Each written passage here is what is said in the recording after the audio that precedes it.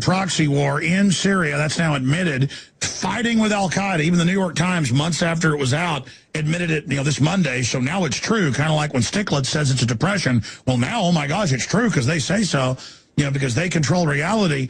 But, I mean, the craziness of our troops fighting by al-Qaeda in Syria, and then Hillary says, we've got to go into Syria, they're al-Qaeda, and we got to go into Iran, they're al-Qaeda, knowing Iran is Shiite, arch enemies of al-Qaeda. I'm not defending Iran. They talk to us because they know, Gerald, the general public doesn't know how to find their butt with both hands. You got it. You got it. And that's what they do. So where is it going? Oh, this is the other thing where I have a real beef. They're spending this baloney, nothing, moronic presidential reality show. They're spending $2.5 billion with a B in advertising. You know where the advertising's going? That's to pay the prostitutes. You pay the prostitutes to do your dirty work.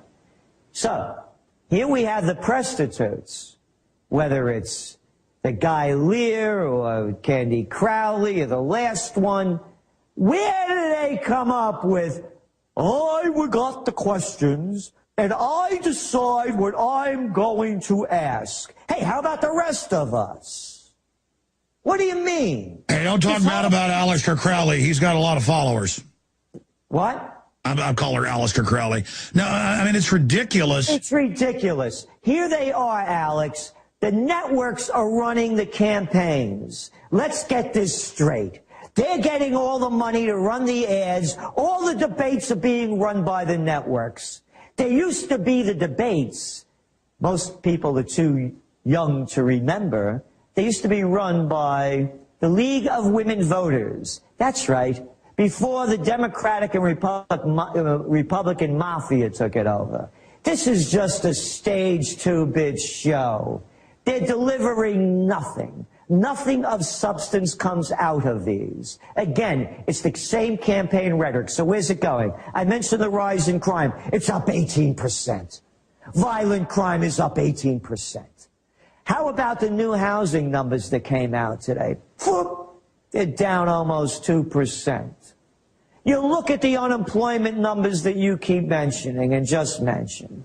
Oh, they readjusted them. They went back up again. You're looking, what, about 388,000 people a week going on unemployment. You look at one issue after the other. There is no recovery. It's a cover-up. So now let's see what else is going on. Oh, isn't it great? They have China and Japan fighting each other. Hey, sound familiar? Couldn't be because the United States is opening up bases over there in Australia. They've announced that they're, after being defeated in Afghanistan and Iraq, destabilizing the Middle East. Hey, let's take on China. They got thousands of nukes and 1,300,000,000 people. Let's start a fight with them.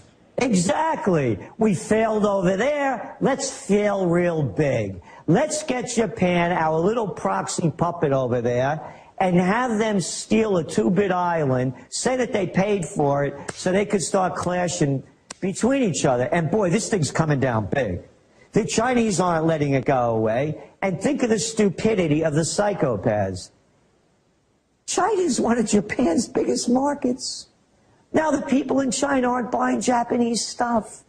And remember what I said, and you see it happening. The crash of 29, the panic of 08, same. The panic's followed by depression. We're in a depression. Oh, even Stiglitz says it now. Currency wars.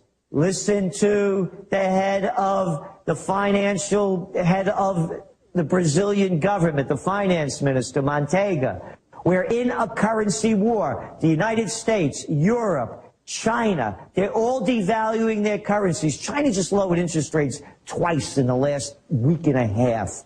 They're flooding money into the system to prop it up. Currency wars, same thing. Panic of 08, crash of 29.